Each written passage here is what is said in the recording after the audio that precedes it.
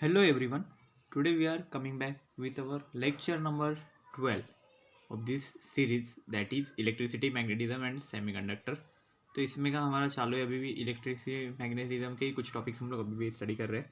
Okay, semiconductor बाद में जाएंगे. ओके, तो then today's lecture we have to discuss about resistivity. उसका डेफिनेशन देखना है, फैक्टर्स देखने हैं कि कौन से फैक्टर्स एक्चुअल में रेजिस्टिविटी पे अफेक्ट होते हैं. ओके, तो ये एक्चुअल फिनोमेना क्या है रेजिस्टिविटी. ओके, और रेजिस्टेंस भी उसके पहले हम लोग स्टडी कर लेंगे क्योंकि वो उसके साथ रिलेटेड है. ओके, जो रेजिस्टेंस होता है वो due to the resistivity. Okay, तो हमें वही स्टडी करना है कि ये रेजिस्टिविटी एक्चुअल में क्या होता है, उसका डेफिनेशन क्या होता है, फॉर्मूला आएगा. ओके, यूनिट आएगा उसका, ऐसा यूनिट. ओके, ये सब चीज़ें आज के लेक्चर में हम लोग डिस्कस करेंगे. Okay, now proceed to our first slide. So देखो क्या है स्पेसिफिक रेजिस्टेंस और रेजिस्टिविटी. तो इसको रेजिस्टिविटी को और एक नाम है स्पेसिफिक रेजिस्टेंस भी बोलते हैं. ओके, क्योंकि ये रेजिस्टेंस से रिलेटेड है. तो पहले रेजिस्टेंस ही हम डिस्कस करते हैं. रेजिस्टेंस हमने पहले भी स्टडी किया हुआ है. ओके, कुछ लास्ट लेक्चर थे, प्रीवियस लेक्चर, उसमें हमने रेजिस्टेंस भी देखा हुआ था. तो रेजिस्टेंस जो एक्चुअल में होता है तो वो एक्चुअल में ये सब फैक्टर्स पे डिपेंड करता है. कौन से मटेरियल पे डिपेंड करता है, उसका मटेरियल कैसा है, उसकी लेंथ कैसी है, एरिया ऑफ क्रॉस सेक्शन कैसा है, टेम्परेचर कैसा है. तो ये सब बाद में हम लोग डिस्कस करेंगे. ओके, कि मटेरियल कौन से टाइप के मटेरियल्स, मतलब अलग अलग मटेरियल का अलग अलग रेजिस्टेंस भी रहता है. ओके, लेंथ के हिसाब से भी उसका रेजिस्टेंस डिपेंड करता है. Okay, then area of cross section के ऊपर एंड टेम्परेचर के ऊपर भी. ओके, तो देखो यहाँ पे दिखाया गया ये वायर है. ओके, इसके अंदर जो रेजिस्टेंस रहता है, तो रेजिस्टेंस यहाँ पे जो एरिया है इसी को एरिया ऑफ क्रॉस सेक्शन बोला जाता है, और ये जो है वो इसका लेंथ है. तो अभी एक सिंपल एग्जांपल कंसीडर करते हैं रेजिस्टेंस समझने के लिए. देखो क्या कंसीडर करते हैं, ये देखो ये पूरा जो एरिया दिख रहा है ये एक्चुअल में क्या, ये एक पार्क है. ओके ना, पार्क का एरिया. ओके, यहाँ पे बहुत सारे स्टूडेंट्स है, यहाँ पे बहुत सारे कोई भी यहाँ पे सब यहाँ पे रुके हुए हैं पार्क के अंदर. ओके, और एकदम से फिर यहाँ पे कुछ तो अनाउंसमेंट हुई और सबको जल्दी से जल्दी बोला गया कि ये पार्क से बाहर निकलो. ओके, यहाँ पे एकदम से हड़बड़ी मच गई कि यहाँ पे बहुत डेंजरस चीज़ कोई तो आने वाली. या भी समझ लो ना कि यहाँ पे कुछ तूफान जैसे आने वाला था. ओके, जो स्टॉर्म्स रहते हैं ना वैसा, तो यहाँ पे इस एरिया में आने वाला था. ओके, अब यहाँ पे तो एरिया बहुत बड़ा है, तो बहुत सारे लोग तो आराम से यहाँ पे है. ओके, सिचुएटेड है, तो इतना कुछ प्रॉब्लम नहीं है. बट क्या हो गया, एकदम से बाहर जाने को बोला, ये एरिया छोड़ने के लिए बोला. तो छोड़ने के लिए बोला तो क्या हो गया, इधर से इसका एग्जिट एक ही है, एंट्री भी यहाँ से ही है और एग्जिट भी यहाँ से ही है. यहाँ पे एंट्री है और यहाँ पे एग्जिट है, तो यहाँ से तुरंत उनको बाहर जाना था. पर यहाँ पे क्या हो गया, देखो यहाँ पे क्राउड क्रिएट हो गया. वो क्राउड क्रिएट हो गया, क्यों क्रिएट हो गया, क्योंकि यहाँ पे देखो, यहाँ पे एग्जिट के लिए यहाँ पे जगह बहुत कम है बाहर जाने के लिए. तो मतलब क्या हो गया, वो एक्चुअल में अपोज कर रहा है उसको. ओके, तो मतलब क्या हो रहा है, बाहर जाने के लिए प्रॉब्लम हो रहा है. तो इसी चीज़ को क्या बोला जाता है, रेजिस्टेंस बोला जाता है. ओके, तो रेजिस्टेंस भी यही करता है. रेजिस्टेंस क्या करता है, मतलब हमारे पास इतना सेक्शन है और एकदम से हमें अगर इतना छोटे सेक्शन में से अगर जाने को बोलते तो वो क्या होगा, यहाँ पे रेजिस्टेंस ज़्यादा बढ़ गया और यहाँ पे रेजिस्टेंस कम है, क्योंकि यहाँ पे हम लोग आराम से जा सकते हैं, लेकिन यहाँ पे जाने में हमें रुकावट होगी थोड़ी. ओके ना, थोड़ा सा प्रॉब्लम होगा. तो वो यहाँ पे दिख रहा है, देखो यहाँ पे जाने के लिए प्रॉब्लम होगा एक टाइम पे. मतलब यहाँ पे जितने लोग घूम सक रहे उतने ही लोग ये वाले एरिया में नहीं घूम सकते. ओके, एरिया छोटा है वहाँ पे. ओके, लेंथ वहाँ पे कम हो रही है, ये जो लेंथ है ये ऐसी. ओके, ये बहुत कम हो गई है. ओके, एरिया भी कम हो गया उतना. तो इस तरह से ये रेजिस्टेंस एक्चुअल में लेंथ पे डिपेंड कर रहा है, एरिया ऑफ क्रॉस सेक्शन पे भी डिपेंड करता है. ओके, वो चीज़ हम ये एग्जांपल से यहाँ पे डिफाइन कर सकते हैं. ओके, कि मतलब ये पार्क का एग्जांपल मैंने यहाँ पे कंसिडर किया कि पार्क में से अगर यहाँ से बाहर निकलना है तो यहाँ पे देखो, ये अगर एंट्री बहुत छोटी है तो ये एक तरह का रेजिस्टेंस क्रिएट कर रहा है यहाँ पे. ओके, तो रेजिस्टेंस भी इसी तरह से रहता है, वायर के अंदर होता है कि वायर के अंदर हम लोग अगर कुछ ऐसा प्रॉब्लम आ गया, बीच में ऐसे ऐसे ऐसे ऐसा स्ट्रक्चर रहेगा, तो ये क्या हो गया, ये रेजिस्टेंस आ गया बीच में. ओके, एक तरह का डिस्टर्बेंस, जैसे हम लोग बोलते हैं ना, अगर रोड पे गाड़ी घूम रही है ऐसे. ओके, अगर मैं यहाँ पे एक कार ऐसे ड्रॉ कर दूँ. ओके, यहाँ पे अगर ये कार है ऐसे. ओके, समझ लो कि ये कार जैसा है ये स्ट्रक्चर. तो देखो यहाँ पे क्या होने वाला है, तो अगर बीच में यहाँ पे एक ऐसा बम जैसा कंसिडर कर लो, ओके, यहाँ पे, तो ये क्या हो गया, देखो यहाँ पे तो ये स्ट्रेट जाएगा, पर यहाँ पे उसको थोड़ा सा ऊपर नीचे ऐसा हो जाएगा ना, क्यों होगा, क्योंकि यहाँ पे बीच में ये रेजिस्टेंस आ गया, ओके, और वो एक्चुअल में क्या कर रहे हैं, उसकी स्पीड को कम कर देता है, ओके। तो यही चीज़ हमारे इसमें भी होती है, करंट में भी होती है। जब वायर में से करंट जो फ्लो होता है, मतलब चार्जेस जो फ्लो होते हैं वायर में से, उसी को हम लोग करंट बोलते हैं ना, जो चार्जेस फ्लो होते हैं, मतलब इलेक्ट्रॉन्स फ्लो होते हैं। इलेक्ट्रॉन एक्चुअल में चार्ज ही होता है ना एक तरह का, तो वो फ्लो होते हैं इलेक्ट्रॉन्स, एटम्स के अंदर इलेक्ट्रॉन्स बोलते हैं। तो क्या होता है, जैसे ही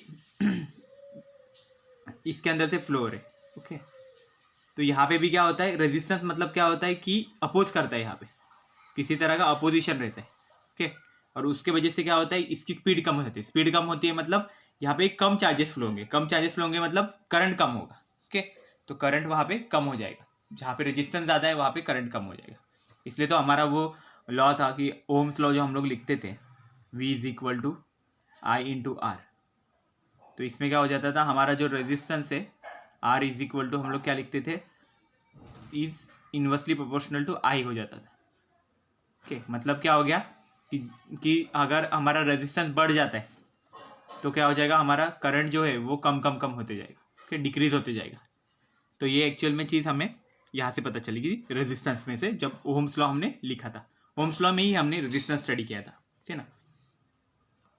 तो वो वाला एक लेक्चर आप देख सकते हो कि वहाँ पे आपको रेजिस्टेंस की कॉन्सेप्ट पता चल जाएगी कि रेजिस्टेंस एक्चुअल में होता क्या है, और उसके लिए बेस्ड एग्जांपल ये वाला याद रख सकते हो, ओके ना, यहाँ पे।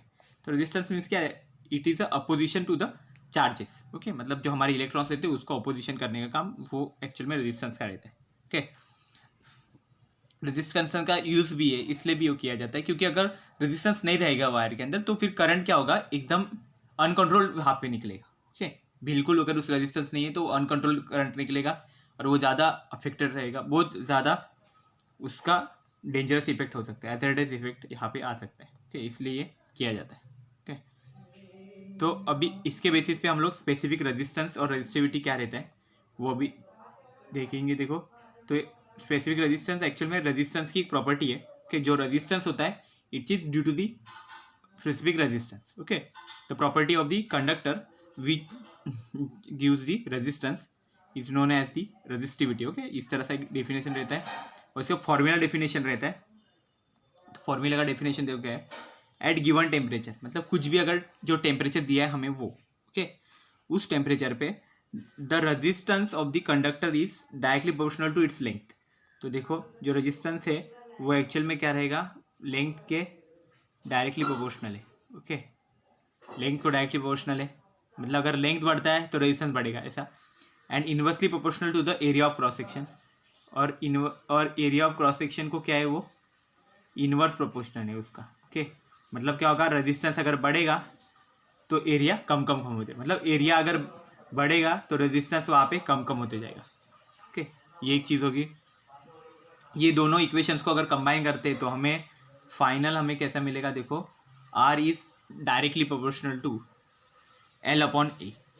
L/A मीन्स क्या होगा, लेंथ पर unit area of cross section. तो एरिया ऑफ क्रॉस सेक्शन मतलब क्या होता है, अगर हमने ऐसा ड्रॉ किया वायर का स्ट्रक्चर, अगर ऐसा ड्रॉ करता हूँ मैं, तो ये जो पार्ट है ये पूरा क्या बनेगा, लेंथ बन जाएगा, यहाँ से यहाँ तक का ये जो पूरा पार्ट है ना ये लेंथ बन जाएगी। और ये जो सर्कुलर एरिया दिखा रहे हैं ना, इसी को एक्चुअल में क्या बोला जाता है, area of cross section, okay. ये हमारा ए रहेगा, है ना, ये हमारा ए रहेगा, जो ये सर्कुलर पार्ट दिखा रहे हैं ना इसी को बोला जाता है area of cross section, okay. तो ये एक्चुअल में हमारा एक्चुअल में एरिया ऑफ क्रॉस सेक्शन है, ओके। तो हमने क्या बताया कि रेजिस्टेंस जो है वो एक्चुअल में लेंथ के, ये मतलब जितना लेंथ बढ़ता जाएगा उतना रेजिस्टेंस ज़्यादा बढ़ेगा, क्योंकि देखो करंट का हमें मतलब चार्जेस को ज़्यादा फ्लो करवाना पड़ेगा ना, ज़्यादा डिस्टेंस तक फ्लो करवाना पड़ेगा, ओके। तो रेजिस्टेंस बढ़ेगा और ज़्यादा डिस्टेंस तक है तो बीच में कोई ना कोई वहाँ पे डिस्टर्बेंसेस होने के चांसेस है। तो जितना अगर वो बढ़ेगा वैसे वैसे रेजिस्टेंस भी बढ़ेगा। लेकिन एरिया ऑफ क्रॉस सेक्शन देखो, अगर एरिया ऑफ क्रॉस सेक्शन मतलब ये वाला चीज़ अगर ये ज़्यादा बढ़ा है तो इसका मतलब क्या है कि करंट इजीली फ्लो हो सकता है, वहाँ पे इजीली फ्लो होगा, मतलब क्या हो जाएगा, वहाँ पे रेजिस्टेंस कम होती जाएगा, ओके। वही है, मतलब आप प्रैक्टिकल एग्जांपल से भी इस रिलेशन को समझ सकते हो, ओके। अगर पाइप अगर कंसिडर कर लो, देखो ना यहाँ पे अगर पानी का पाइप ही कंसिडर कर लो, ओके, पानी का पाइप अगर यहाँ से देखो, मैं अगर यहाँ पे ड्रॉ करता हूँ पानी का पाइप, ओके, जिसमें से पानी फ्लो हो रहा है, आपके घर में जो होगा ना, कोई भी पाइप कंसिडर कर लो ना, उसमें से पानी फ्लो हो रहा है, ओके, और जो पानी है ना बीच में से जा रहा है, वो एक्चुअल में हमारा चार्जेस है, ओके, उसको याद रखो, वो हमारे इलेक्ट्रॉन से जो चार्जेस है हमारे वो फ्लो हो रहे, ओके, वो एक्चुअल में पानी है। तो अगर पानी में भी अगर देखो आप, अगर छोटा पाइप हो जाए, अगर यहाँ से मैं इस पाइप को छोटा कर दूँ तो क्या हो जाएगा, ये यहाँ से कम फ्लो होगा, तो यहाँ पे क्या होगा, कम नहीं फ्लो होगा, पर यहाँ पे क्या होगा, उसको रेजिस्टेंस होगा, वो इजीली फ्लो नहीं हो पाएगा, इसको बीच में यहाँ पे टकराना पड़ेगा, वो इजीली फ्लो नहीं हो पाएगा, ओके, तो वो चीज़ हो जाएगा, ओके, तो इसी को रेजिस्टेंस बोला जाता है। और ये जो साइड का जो पार्ट है इसी को क्रॉस सेक्शन बोला जाता है। अगर ये जितना बड़ा हो जाएगा उतना वो आराम से वहाँ से फ्लो सकता है, तो वहाँ पे बोलेंगे कि रेजिस्टेंस कम हो गया, ओके, तो ये चीज़ है। अभी क्या हो गया, हमने रिलेशन तो बताया, R is directly proportional to length पर यूनिट एरिया करके, ओके, ये सब साइड में रख दो, ओके। अभी क्या हो जाएगा, ये जो है डायरेक्टली प्रोपोर्शनल टू बताया ना हमने, R is directly proportional to L by A. अभी क्या हो गया, ये प्रोपोर्शनैलिटी जो साइन है, ओके, इसको हमें रिमूव करना है, ओके, इसको रिमूव करना है तो क्या करना पड़ेगा, हमें कोई ना कोई कांस्टेंट लिखना पड़ेगा यहाँ पे। तो कांस्टेंट यहाँ पे हम लोग यहाँ पे लिखेंगे, तो यहाँ पे देखो कांस्टेंट लिख दिया, इंटू एल बाई ए लिखा।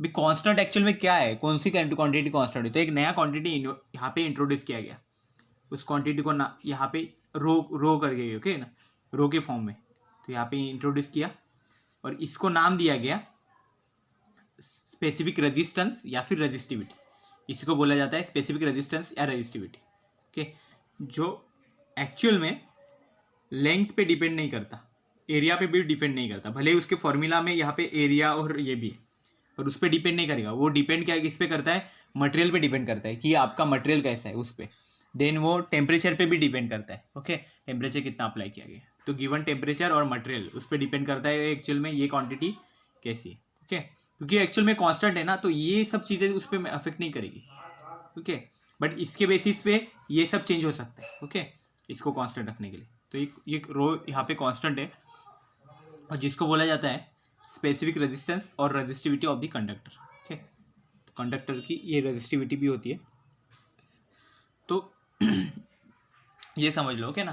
तो ये एक्चुअल में क्या रहता है, एक मतलब हमारे कंडक्टर की एक प्रॉपर्टी है कि जिसके वजह से हमारा रेजिस्टेंस वहाँ पे हम लोग मेजर कर सकते हैं, ओके, वहाँ पे कि हर एक कंडक्टर को एक खुद का रेजिस्टेंस है, तो ये एक्चुअल में इसी प्रॉपर्टी को बोला जाता है रेजिस्टिविटी। और रेजिस्टेंस एक्चुअल में कैसे होता है कि लेंथ और एरिया दोनों पे डिपेंड करता है पूरा, ओके, एक्चुअल में रेजिस्टेंस 4 फैक्टर्स पे डिपेंड करता है, लेंथ, एरिया, देन उसका ये भी देख सकते हैं हम लोग कि वो कितने, उसका टेम्परेचर कैसा है और मटेरियल भी है उसका, ओके, ये सब इस चीज़ पे वो डिपेंड करता है, वो सब हम लोग आगे देखेंगे कि कैसे उस पर वो फैक्टर्स अफेक्ट कैसे करते हैं, ओके ना, ये सब चीज़ें बहुत इंपॉर्टेंट है। नाउ इसका अभी एक्चुअल इसका यूनिट वगैरह देखेंगे, ठीक है ना, इसका डेफिनेशन देखते हैं, ओके, रेजिस्टिविटी का अब डेफिनेशन देखते हैं, जैसे हमने ओम का डेफिनेशन, वोल्ट का डेफिनेशन, हर चीज़ का डेफिनेशन हमने देखा ही है वैसे, ओके ना, कूलम का डेफिनेशन देखा था, तो वैसे ही रेजिस्टिविटी का भी definition, we know rho equal to R A upon L, जो अभी हमने फॉर्मूला देखा वही है, rho equal to R A divide by L, okay, ये एक्चुअल में फॉर्मूला हमने अभी देखा, okay. If A equal to 1 metre square, okay, मतलब एरिया हमारा अगर 1 मीटर स्क्वायर है, ओके, मतलब कोई भी अगर वायर कंसिडर कर लो तो उसका क्रॉस सेक्शनल एरिया हमने कंसिडर किया है 1 मीटर स्क्वायर, ओके, मतलब ये जो पार्ट है यहाँ पे वो एक्चुअल में कितना है 1 मीटर स्क्वायर उसका एरिया है, ओके। अब ये सर्कुलर है, सर्कुलर का मतलब कितना रहता है, पाई आर स्क्वायर रहता है, ओके, फॉर्मूला याद रखो, ठीक है ना, पाई आर स्क्वायर, तो इसका एरिया कितना बताया गया 1 मीटर स्क्वायर, एंड लेंथ बताई गई 1 मीटर और लेंथ की वैल्यू भी बताइए 1 मीटर, ओके। तो वो केस में अगर हम लोग वैल्यूज पुट करते हैं यहाँ पे, ओके, तो ये कितना बनेगा, देखो यहाँ पे क्या बोला गया है, यहाँ पे हमारी ए की वैल्यू है 1, तो ये आर ऐसे ही रहेगा, आर की वैल्यू नहीं दी है, तो इधर बन जाएगा 1 मल्टीप्लाई बाई 1, डिवाइड में भी है 1 मीटर, तो ये भी 1 हो जाएगा, 1 1 कैंसिल, वो सब 1 से लिखने की जरूरत ही नहीं है, तो आर बन जाएगा, तो वो केस में क्या बनेगा हमारा रो इक्वल टू आर बन जाएगा। तो मतलब हमारे जो स्पेसिफिक रेजिस्टिविटी और रेजिस्टेंस है वो दोनों सेम हो जाएंगे। तो यही एक्चुअल में डेफिनेशन है। मतलब कैसा लिखा जाता है कि ऐसी कंडीशन, ये दोनों कंडीशन अगर हम लोग अप्लाई करते और उस टाइम पे अगर हमें जो रेजिस्टेंस मिलेगा वही एक्चुअल में हमारा स्पेसिफिक रेजिस्टेंस होगा। ओके ना, तो यही चीज़ होगी। तो इसको हम लोग अब वर्डिंग के वर्ड में इसको कैसे लिख सकते हैं देखो। ओके, जो हमें इसमें एक्चुअली प्रॉपर वर्डिंग्स में हमें इसको यहाँ पे रिप्रेजेंट करना पड़ेगा। तो देखो क्या है, the specific resistance of a material is defined as the resistance of the material of unit length and unit area of cross section. तो जो वन लिखते हैं ना हम लोग, वन को ही एक्चुअल में डेफिनेशन के फॉर्म में जब लिखते हैं तभी यूनिटी वर्ड यूज़ करते हैं या फिर यूनिट यूज़ करते हैं। ओके, तो इसलिए हमने बोला है कि यूनिट एरिया और यूनिट लेंथ ऐसा बोला जाता है इसको। ओके, इसको यूनिट एरिया, इसको यूनिट लेंथ। तो क्या बोला है देखो, specific resistance of a material is defined as, मतलब स्पेसिफिक रेजिस्टेंस का भी डेफिनेशन बना रहे हैं हम लोग उस मटेरियल के लिए। क्या है, the resistance of the material, मतलब ये जो रेजिस्टेंस लिखा ना हमने, वो resistance of the material of unit length and unit area of cross section. मतलब जब स्पेसिफिक रेजिस्टिविटी हमने फाइंड किया तो हमें वो आंसर क्या मिला, रेजिस्टेंस ही मिला। तो इसलिए हमने डायरेक्ट रेजिस्टेंस ही लिख दिया वहाँ पे कि resistance of the material of unit length, मतलब जहाँ पे यूनिट लेंथ है and unit area of cross section है, ऐसे ये मटेरियल का रेजिस्टेंस वही एक्चुअल में स्पेसिफिक रेजिस्टेंस है। ओके ना, तो ये एक्चुअल में स्पेसिफिक रेजिस्टेंस की डेफिनेशन होगी कि मतलब अगर किसी भी मटेरियल का अगर लेंथ अगर यूनिट है, मतलब 1 मीटर है या फिर 1 मीटर 1 सेंटीमीटर ऐसा कुछ भी हो सकता है। ओके, और लेकिन मीटर में लिखो क्योंकि वो ऐसा यूनिट में हम लोग देखते हैं। देन उसका एरिया है वो भी 1 मीटर स्क्वायर है, मतलब उसका क्रॉस सेक्शन भी यूनिट ही है। ओके ना, एरिया ऑफ क्रॉस सेक्शन भी यूनिट है।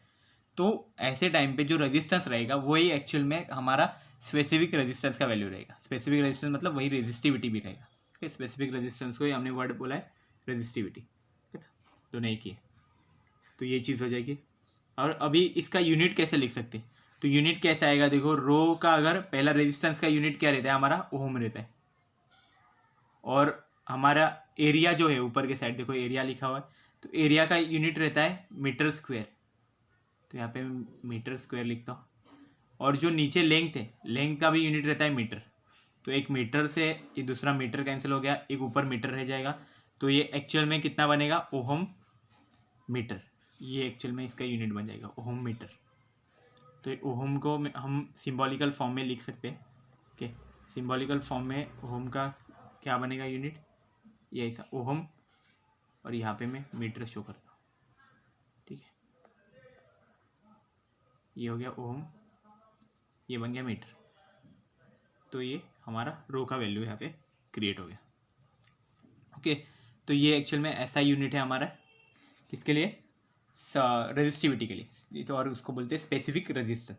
ओके, सो यहाँ पे हमने स्पेसिफिक रेजिस्टेंस का एक्चुअल जो डेफिनेशन था वो देखा, इसका ऐसा यूनिट देख लिया कि ये क्या रहता है। ओके, सीजीएस की ज़रूरत नहीं है, हम लोग रेजिस्टेंस के लिए मोस्टली ओहम ही यूज़ करते हैं, दूसरा कोई यूनिट हम लोग यूज़ नहीं करते मोस्टली। और मीटर की जगह पे सेंटीमीटर हो सकता है कुछ जगह पे, लेकिन मोस्टली ओहम मीटर ही लिखते हैं इसका रेजिस्टिविटी का। ओके, नेक्स्ट देखते हैं। तो यहाँ पे नेक्स्ट स्लाइड देखो, factors affecting the resistance of a conducting material. तो अगर हम लोग रेजिस्टेंस देख रहे हैं, रेजिस्टेंस हमने स्टडी कर लिया, तो कंडक्टिंग मटेरियल का, कंडक्टिंग मटेरियल मतलब जिसके अंदर से चार्जेस फ्लो हो सकते हैं ईजिली। ओके, करंट फ्लो होता है, उसको हम लोग बोल सकते हैं, उसका कंडक्टर बोला जाता है। क्योंकि कंडक्टर मतलब क्या करता है, एक पॉइंट से दूसरे पॉइंट तक वहाँ पे कंडक्शन का प्रोसेस करते हैं, ट्रांसपोर्ट करते हैं उसको।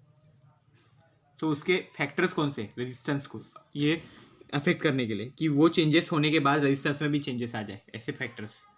तो वो क्या क्या है देखो, फर्स्ट फैक्टर है मटेरियल, कि मटेरियल कैसा है, material of the conductor. Okay, then second क्या है, लेंथ ऑफ कंडक्टर, मतलब लेंथ कैसी है उसकी। ओके, ज़्यादा है कम है तो उसके हिसाब से भी, मतलब वो नैरो है या फिर ब्रॉड है। ओके, वैसे।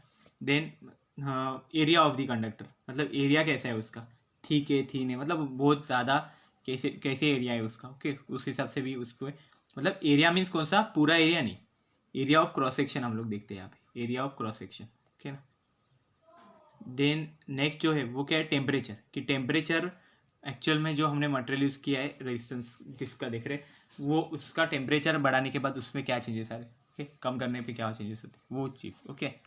तो वो सब अभी फैक्टर्स हमें एक एक स्टडी करना है, ओके।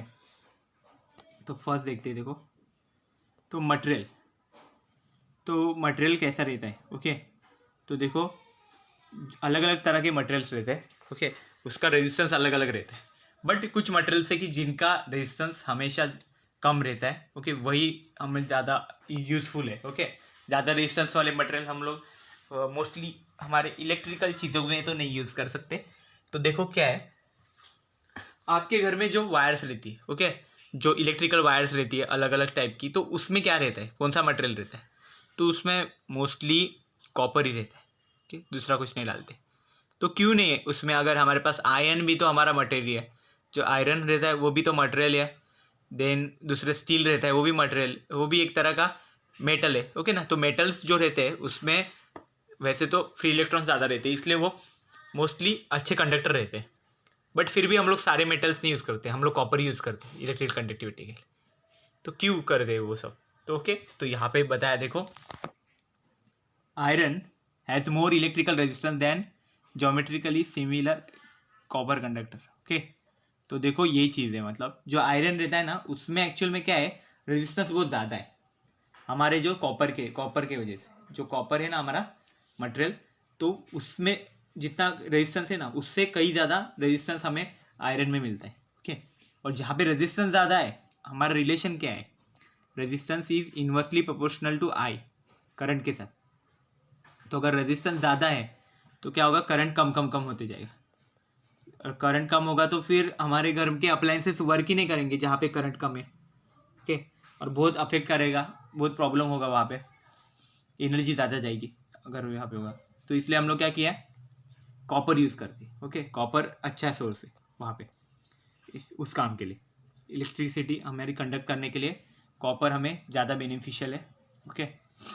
वहाँ पे उसका रेजिस्टेंस कम है कॉपर का in comparison with the iron, okay. Then और कौन से है, देखो सिल्वर एक है, metals like silver and copper have an excess of free electrons. तो ये भी रीजन है कि सिल्वर और कॉपर अच्छे मेटल्स है, ओके, बट सिल्वर बहुत कॉस्टली है ना, ओके। आपको तो मालूम ही होगा कि जो मार्केट्स में देखते हैं गोल्ड सिल्वर ये सब तो बहुत कॉस्टली होता है, तो हम सिल्वर तो नहीं यूज़ करते हमारे डेली जो वायर्स जो हमारे घर पे रहते हैं उसमें अगर सिल्वर यूज़ करेंगे तो कैसे परवड़ेगा, okay, it's not affordable.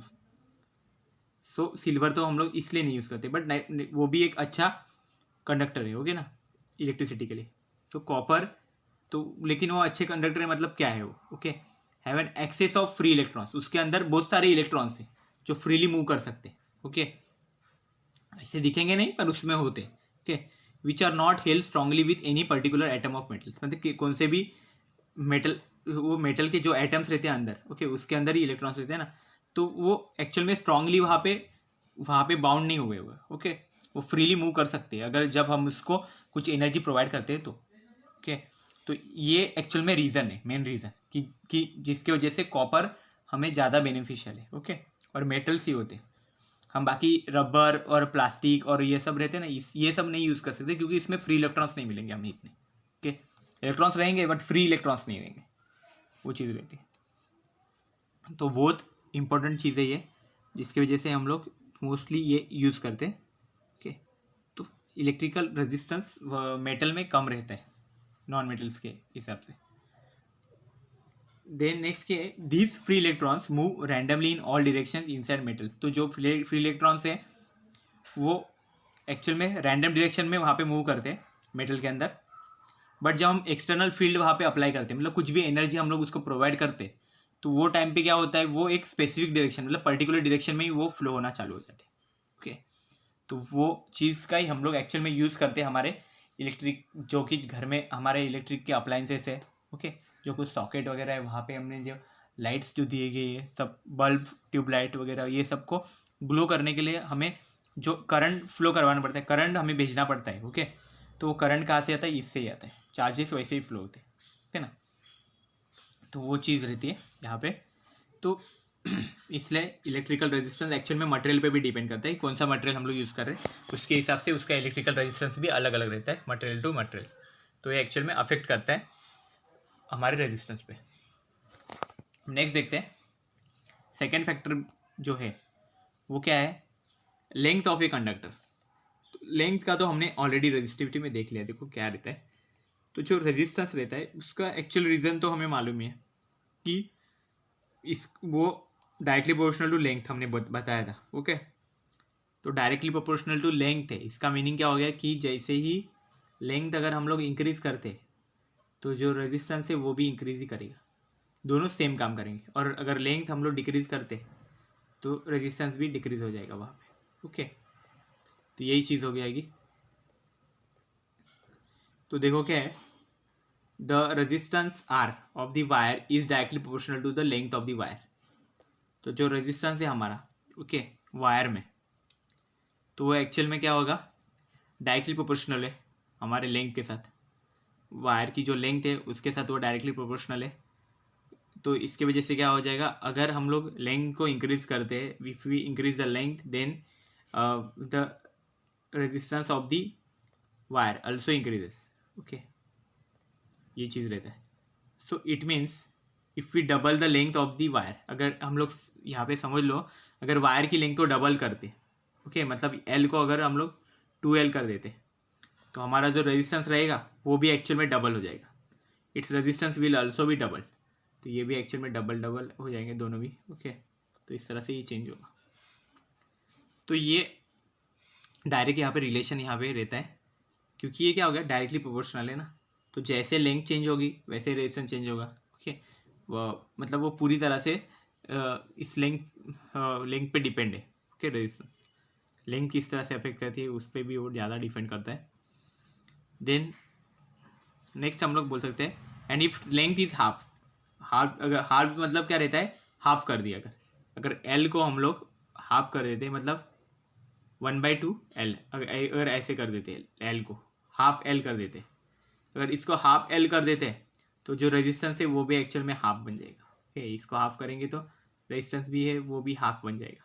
Okay, so its resistance would become 1/2। 1/2 मतलब हाफ, हाफ लिखो या 1/2 लिखो वो मीनिंग वैसे में रहता है। ओके, तो ये चीज़ है यहाँ से हमें पता चल रही है।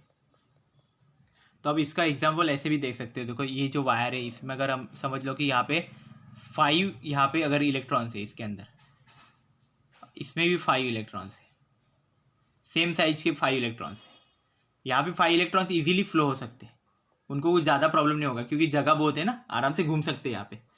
बट ये देखो यहाँ पे 5 को अगर अरेंज होना है तो उनको एक दूसरे के आगे पीछे अरेंज होना पड़ेगा, आजू बाजू में नहीं खड़े रह सकते। क्यों?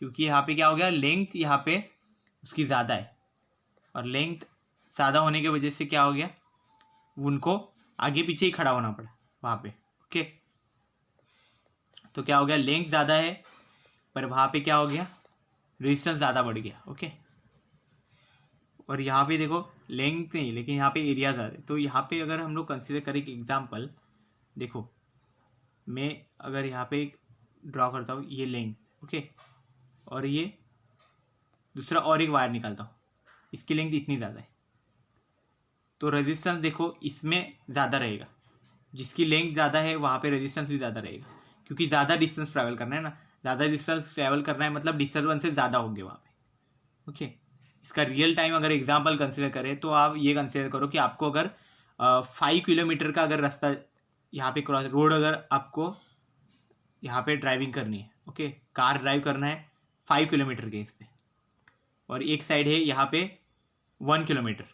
ओके, तो यहाँ पे अगर आप बीच में अगर डिस्टर्बेंसेस कंसिडर करें, डिस्टर्बेंसेस मतलब कौन से, बीच में अगर कुछ भी आएगा, टोल्स आ सकते हैं, यहाँ पे बम्पर्स आ सकते हैं, यहाँ पे स्पीड ब्रेकर्स या फिर ऐसे सब। ओके, तो ये जो 1 किलोमीटर है ना वहाँ पे कम आएंगे आपको, क्योंकि वो एरिया ही कम है ना, मतलब वो लेंथ ही कम है। ओके ना, 1 किलोमीटर में, लेकिन ये जो 5 किलोमीटर है ना यहाँ पे ज़्यादा आएंगे आपको, क्योंकि यहाँ पे क्या लेंथ ज़्यादा बढ़ गई ना, वो चीज़ है एक्चुअल में। ओके, तो लेंथ ऑफ कंडक्टर को आप वैसे कनेक्ट कर सकते हो, आपके रियल टाइम एग्जाम्पल भी यहाँ पे ले सकते हो उसके साथ, ओके। या फिर ये फॉर्मूला है, फॉर्मूला के बेसिस पे भी आप यहाँ पे एक्सप्लेन कर सकते हो, ओके। तो ये चीज़ हो गई लेंथ ऑफ कंडक्टर के लिए। अब सेम थिंग अभी एरिया के भी देखना है वैसे, तो एरिया ऑफ कंडक्टर यहाँ पे देखना है हमें। तो एरिया ऑफ कंडक्टर कैसे रहेगा, देखो। तो अभी हमारा जो इसका देखा हमने बताया कि रेजिस्टिविटी में कि रेजिस्टेंस जो है एक्चुअल में वो inversely proportional to area of cross section रहता है, ओके। तो area of cross section actual में क्या रहता है वो पहले समझ लो, ओके। तो एरिया ऑफ क्रॉस सेक्शन देखो ये चीज़ रहती है, जो हमारी वायर रहती है ना उसका जो ये सर्कुलर पार्ट बनता है ना, उसी को बोला जाता है क्रॉस सेक्शनल एरिया, या फिर बोला जाता है area of cross section, okay. तो ये भी बहुत इंपॉर्टेंट चीज़ है, क्योंकि ये कम रहेगा तो वो अंदर जाएगा कैसा, ऐसे रहता है ना। मतलब अगर आप पानी का एग्जांपल लो, पानी अगर पाइप से फ्लो हो रहा है तो एरिया ऑफ क्रॉस सेक्शन कम रहेगा तो वो इजीली नहीं अंदर जा पाएगा, लेकिन एरिया ऑफ क्रॉस सेक्शन अगर ज़्यादा रहेगा तो इजीली उसके अंदर से जा सकता है, ओके। तो वही चीज़ है, अगर इजीली जा रहा है तो हम लोग बोल सकते हैं कि उसका रेजिस्टेंस कम है, बट उसको अगर बहुत ज़्यादा कॉम्प्रेशन वहाँ पे इफेक्ट हो रहा है, उस पर बहुत स्ट्रेस आ रहा है, तो वहाँ पे हम लोग बोल सकते हैं कि वहाँ पे रेजिस्टेंस बहुत ज़्यादा है, ओके। तो वही चीज़ है, अगर यहाँ पे देखो ये रेक्टेंगुलर यहाँ पे कंडक्टर कंसिडर किया है, तो देखो रेक्टेंगुलर है, तो कंसिडर करो कि यहाँ से अगर हमें खुद को पास होना है, ओके, ह्यूमंस इसके अंदर से अगर पास होने वाले हैं, तो देखो अगर यहाँ पे एरिया कम है तो एक टाइम पे एक ही आदमी जाएगा, बट एरिया अगर ज़्यादा है तो एक टाइम पे 2-3 जा सकते हैं, ओके। तो उसी हिसाब से रहेगा, अगर एक टाइम पे एक ही जन को जाने को जगह है, ओके, उसके अंदर से मतलब एरिया क्रॉस सेक्शन कम है वहाँ पे, तो वो टाइम पे बोलेंगे कि हम लोग रेजिस्टेंस बहुत ज़्यादा है।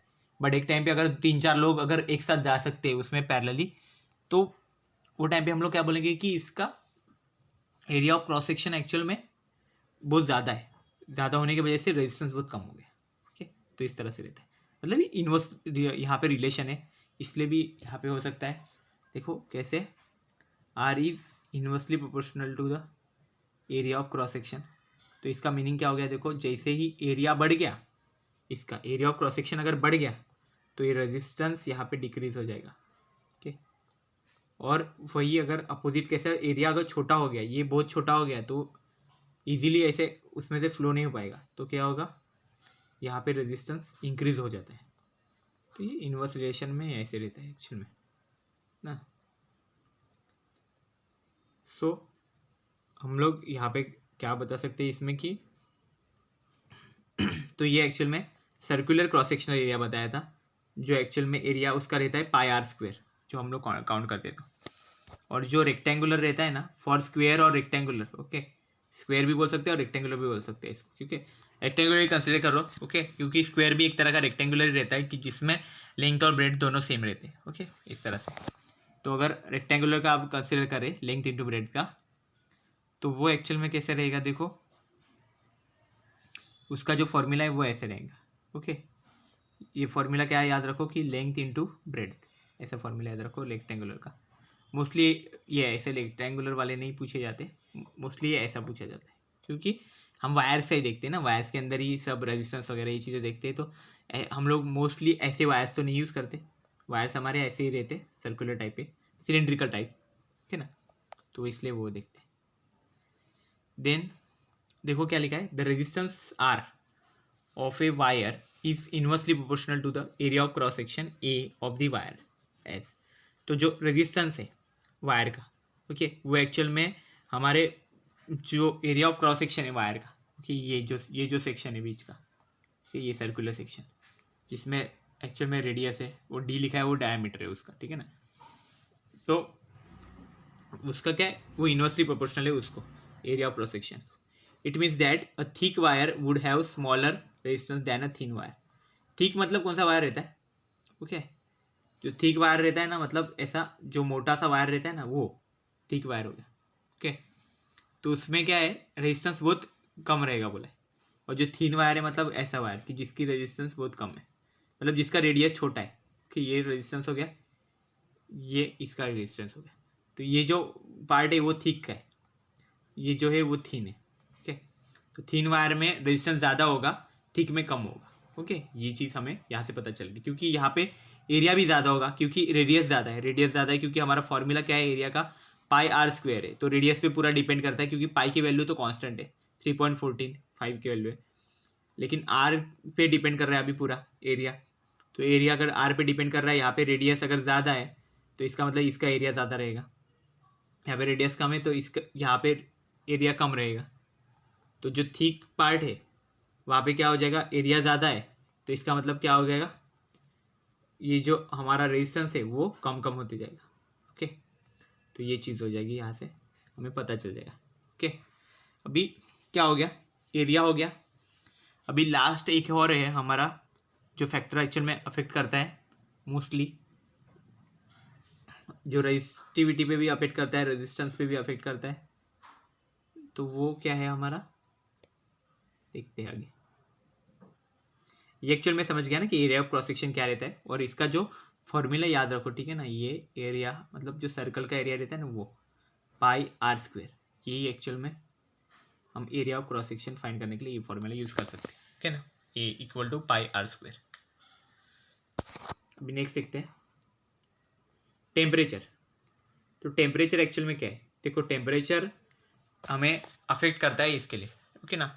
तो अलग अलग चीज़ का टेम्परेचर अलग अलग रहता है, और हमारे जो कंडक्टर्स रहते हैं वो एक्चुअल में अफेक्ट करते हैं टेम्परेचर पे, ओके। जैसे जैसे टेम्परेचर बढ़ाएंगे वैसे। तो क्या लिखा है देखो यहाँ पे, पहला the conductors have a low value of resistance, मतलब जो हमारे कंडक्टर्स रहते हैं ना जिसमें से करंट फ्लो होता है, तो उसमें करंट फ्लो होता है, इसका मतलब क्या होता है एक्चुअल में उसका रेजिस्टेंस बहुत कम है, इसलिए ओके।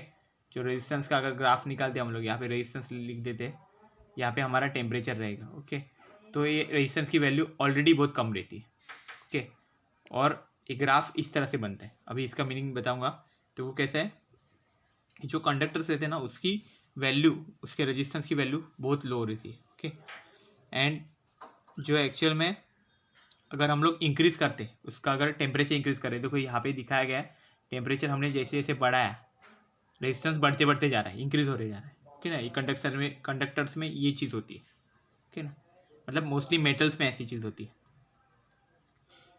तो क्या हुआ देखो, the resistance of a conductor increases with increase in temperature, मतलब हमने टेम्परेचर इंक्रीज किया बट रेजिस्टेंस भी बढ़ने लग गया उसके साथ साथ साथ, ओके।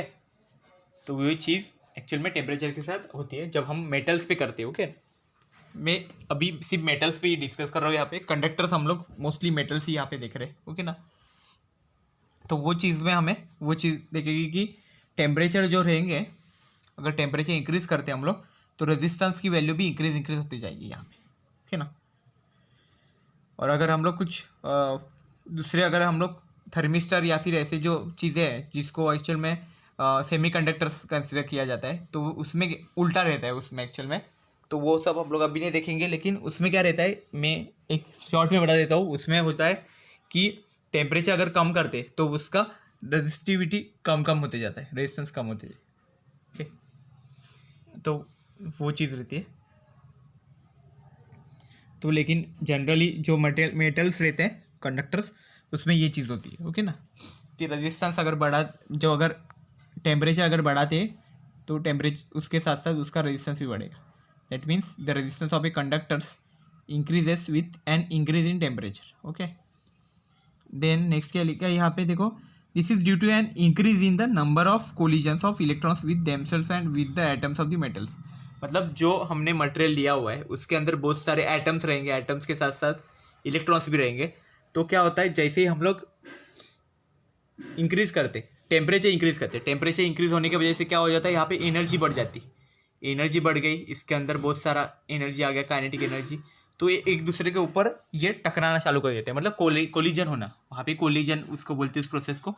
तो बहुत दूर से वो टकराना चालू हो जाते हैं। तो टकराने की वजह से क्या हो जाता है, वहाँ पे बोलते हैं ना हम लोग, रोड पे कैसे जैसे ट्रैफिक क्रिएट हो जाता है, वैसे ही तरह का यहाँ पे भी ट्रैफिक क्रिएट होता है। तो उस ट्रैफिक को क्या बोला जाता है, यहाँ पे रेजिस्टेंस बोला जाता है, ओके ना। तो वो इस तरह से याद रखो, ओके ना। रोड पे भी अगर यहाँ पे अगर पूरा ऐसा हाईवे, अगर बीच में कोई कार अगर ऐसे टेढ़ा मेढ़ा चलने लगा, ऐसे चलने लगा, तो फिर क्या हो जाएगा, एकदम से एक्सीडेंट्स भी बढ़ेंगे और एकदम से ट्रैफिक हो जाता है ना वैसे। तो उसी तरह से यहाँ पे भी सीन है, वही चीज़ होगा। जैसे ही हम लोग टेम्परेचर इंक्रीज करेंगे तो क्या होगा, वहाँ पे जो है कोलिजन ऑफ इलेक्ट्रॉन्स वहाँ पे होगा। ओके, इलेक्ट्रॉन्स एक दूसरे पे कोलाइड होना चालू कर देंगे। जैसे होगा तो उसकी वजह से इलेक्ट्रिकल रेजिस्टेंस और बढ़ते जाएगा वहाँ पे, इलेक्ट्रिकल रेजिस्टेंस वहाँ पे इंक्रीज होते जाएगा। तो ये एक्चुअल में टेम्परेचर का यहाँ पे अफेक्ट होगा। इस जब हम टेम्परेचर अगर इंक्रीज करते तो ये एक्चुअल में चीज़ उस पर अफेक्ट करेगी। और ये ग्राफ समझ लो, देखो ये टेम्परेचर वर्सेस रेजिस्टेंस का ग्राफ है। तो इसमें एक्चुअल में क्या है कि रेजिस्टेंस बहुत कम रहता है पहले तो, ओके, लेकिन हमने जीरो ने कंसिडर किया, कुछ थोड़ा बहुत तो रेजिस्टेंस रहता है ये मेटल में भी, तो इसलिए मैंने थोड़ा सा ऊपर के साइड से लिया है उसको, और देन वहाँ पे मैंने इंक्रीज़ किया है इसको सीधा सीधा यहाँ से। ओके, इस तरह का मतलब नेचर रहता है, सेम यही ग्राफ है ऐसा नहीं बोलेंगे, इस तरह से रहेगा। ओके, तो क्या होगा, जैसे जैसे हमने टेम्परेचर इंक्रीज़ किया रेजिस्टेंस की वैल्यू भी स्लाइटली बढ़ते एकदम देन हाई हो गई है वैल्यू। ओके, वैसे वैसे मतलब जैसे जैसे टेम्परेचर इंक्रीज़ करते जाएंगे वैसे वैसे यहाँ पे रेजिस्टेंस की वैल्यू भी यहाँ पे इंक्रीज़ होते जाएगी। ये एक्चुअल में हमें इस टेम्परेचर वजह रेजिस्टेंस के ग्राफ से हमें ये इन्फॉर्मेशन मिल रही है। भी नेक्स्ट देखते हैं, देखो फैक्टर्स हमने सारे देख लिए। एक पहला जो था मटेरियल देखा कि मटेरियल ऑफ दी हमारा जो कंडक्टर का मटेरियल है वो कैसे अफेक्ट करता है। देन उसका लेंथ देखा, length of the conductor, then area of the conductor, और उसके बाद अभी टेम्परेचर भी देख लिया कि टेम्परेचर कैसे अफेक्ट करता है हमारे रेजिस्टेंस पे। ओके ना,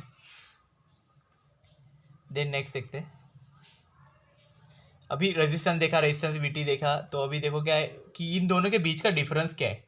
रेजिस्टिविटी क्या क्वांटिटी है, रेजिस्टेंस क्या है, दोनों का एक्चुअल जो डिफरेंस है वो डिफरेंस अभी इसमें देखेंगे। देखो तो क्या है, देखो रेजिस्टेंस क्या है, देखो resistance of a conductor is the obstruction offered by the conductor in the flow of current through it. It is measured by the potential difference needed across the conductor to flow 1 ampere current through it. तो ये obstruction word मत याद रखो, oppose बोल दो इसको, ठीक है ना। तो अपोजिशन होता है जो कंडक्टर में, ओके, जो हमारे चार्जेस जो फ्लो हो रहे हैं, करंट जो फ्लो हो रहा है उसको, ओके, उसी को एक्चुअल में क्या बोलते हैं, रेजिस्टेंस बोला जाता है। ओके, और इसको मेजर करने के लिए पोटेंशियल डिफरेंस की ज़रूरत पड़ती है, और जो करंट रहता है उसकी, क्योंकि इसका फॉर्मूला ही हमने देखा था ना, ओम्स लॉ का फॉर्मूला रहता है V is equal to I R. तो R इज इक्वल टू क्या रहता है, V अपॉन आई। तो इसलिए यहाँ पे बोला गया कि पोटेंशियल डिफरेंस और जो current flowing through it, okay, वो दोनों हम लोग यूज़ करके एक्चुअल में इसको मेजर कर सकते हैं। ओके ना, तो ये रेजिस्टेंस है opposition to the flow of the current, current बोल सकते हैं, फ्लो ऑफ चार्जेस बोल सकते हैं। ये चार्जेस फ्लो होंगे उसी को तो करंट बोला जाता है, तो इसलिए उसको बोला। देन नेक्स्ट देखो क्या है, रेजिस्टिविटी क्या है दूसरे साइड पे, इन अदर हैंड रेजिस्टिविटी। तो रेजिस्टिविटी क्या है, resistivity is the property of the conductor due to which it offers resistance to flow of current through it. Okay, तो मतलब ये कंडक्टर का एक प्रॉपर्टी है कि जिसकी वजह से जो हम रजिस्टर्स एक्चुअल में दे सकते हैं करंट को एक्चुअल में रेजिस्टेंस देते इस रेजिस्टिविटी की वजह से। Okay, it is measured by the resistance offered by 1 meter length of wire of that material of area of cross section 1 meter square। तो रेजिस्टिविटी एक्चुअल में क्या रहता है, प्रॉपर्टी है, ओके ना, ये कंडक्टर की, कि जिसकी वजह से क्या होता है, रेजिस्टेंस जो करंट को एक्चुअल में रेजिस्टेंस प्रोवाइड करता है। ओके, मतलब रुकाने का काम, मतलब पूरी तरह से रुकाता नहीं है, बस उसकी स्पीड कम करने का काम। Okay, it is measured by the resistance offered by 1 meter length of wire of that material of area of cross section 1 meter square। okay, तो जब हम वायर का 1 मीटर लेंथ अगर कंसिडर करें, मतलब unit length, and 1 metre square अगर उसका area of cross section, मतलब unit area of cross section अगर कंसिडर करें, okay, unit length unit area of cross section, तब जो हमें रेजिस्टेंस मिलेगा वही एक्चुअल में रेजिस्टिविटी रहेगा, या फिर उसको बोला जाता है स्पेसिफिक रेजिस्टेंस, है ना। देन अभी इसका देखो यूनिट क्या है, देखो ओहम है, इसका यूनिट क्या है, ओहम मीटर है। ओके, देन क्या है, देखो ये रेजिस्टेंस जो है वो एक्चुअल में अफेक्ट किस पे करता है, डिपेंड किस पे है, मटेरियल पे है, टेम्परेचर पे, लेंथ है और एरिया ऑफ क्रॉस सेक्शन में। 4 फैक्टर्स जो हमने देखे थे वही एक्चुअल में उसकी डिपेंडेंसी है, मतलब वो सब फैक्टर्स पे ही एक्चुअल में वो डिपेंड करता है, ठीक है ना, रेजिस्टेंस एक्चुअल में उस पर डिपेंड करता है। Then resistivity of the material depends only on its material and temperature. But resistivity का वैसा नहीं है, रेजिस्टिविटी सिर्फ उसके मटेरियल पे डिपेंड करती है और उसके टेम्परेचर पे डिपेंड करती है। ओके।